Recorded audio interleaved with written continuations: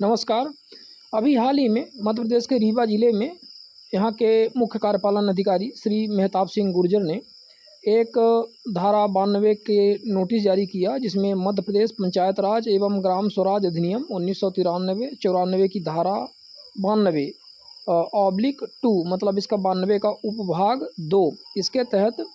एक नोटिस जारी किया है सरपंचों को विशेष तौर पर, जिसमें संबंधित ग्राम पंचायत से लगे हुए थाना के थाना प्रभारी एवं जेलर को उन्होंने पत्र लिखा और क्या कहा कि जिन सरपंचों ने राशि जमा नहीं की है, जो वसूली की, जो धारा 92 के तहत वसूली का प्रावधान है 92(1) के तहत, उसमें जो वसूली की राशि जमा नहीं की है उनको 30 दिन की अवधि के लिए जेल में परिबद्ध किया जाए। लेकिन सीओ साहब ये बात स्पष्ट नहीं हो पा रही है कि पुलिस इस पर किस प्रकार से कार्रवाई करेगी, क्योंकि आपने 7 दिन का समय दिया था और 7 दिन का समय व्यतीत हो गया है।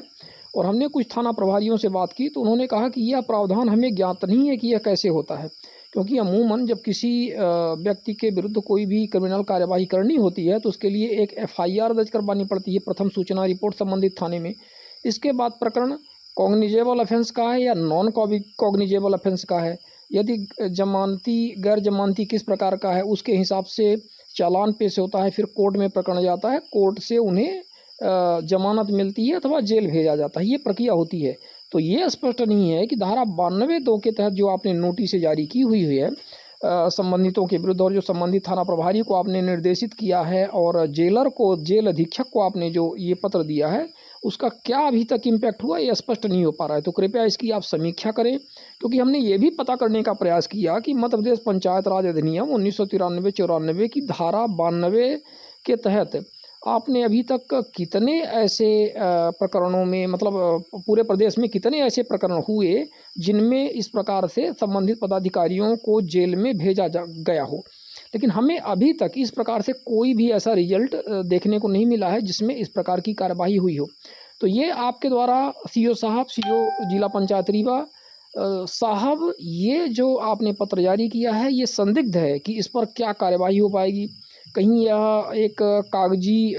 मतलब एक तरह से डराने के लिए तो एक कागज़ नहीं है कि संबंधित को इस तरह से पत्र जारी किया जाए और वो जल्दी से वसूली जमा कर दें। तो हम आपको ये भी बताना चाहते हैं कि इस प्रकार के पत्रों से आजकल के जो सरपंच हैं या जो भी जनप्रतिनिधि हैं, जिस प्रकार से भी हैं पंचायत के प्रतिनिधि, ये डरने वाले नहीं हैं, इतने आसानी से ये नहीं डरेंगे और ये बिल्कुल पैसा नहीं जमा करेंगे। यदि आपको इनसे पैसे जमा करवाना है तो इनसे RRC और कुर्की की कार्यवाही करवानी पड़ेगी। कई बार पत्र जो है संबंधित तहसीलदार को भी जारी किए गए, लेकिन तहसीलों के तहसीलदारों ने आज तक ज़मीन को बंधक तक नहीं रखा, कुर्की की तो बात छोड़ दीजिए। तो अभी तक ये बहुत स्पष्ट नहीं है कि ये पूरा सिस्टम किस प्रकार से ये खयानत की जो राशि है उसको वसूलना चाहता है। और हमारा ये आपको सलाह है कि यदि आप इनसे वसूली करवाना भी चाहते हैं तो सबसे पहले आप संबंधित थाने में अपने माध्यम से इन सब के विरुद्ध एक FIR दर्ज करवाइए कि इनके विरुद्ध हमने धारा 89 की सुनवाई करी है, 92(1) की नोटिस दी है इनको वसूली राशि जमा करने के लिए, इन्होंने वसूली राशि नहीं जमा की है, इसलिए इनके विरुद्ध FIR संबंधित धाराओं में आप दर्ज करवाइए। तब जाकर के ये प्रक्रिया, न्यायालयीन प्रक्रिया प्रारंभ होगी और इसमें कार्यवाहियाँ होगी, वरना हमें नहीं लगता कि आप इन सरपंचों से या इन जनप्रतिनिधियों से आप वसूली करवा पाएंगे।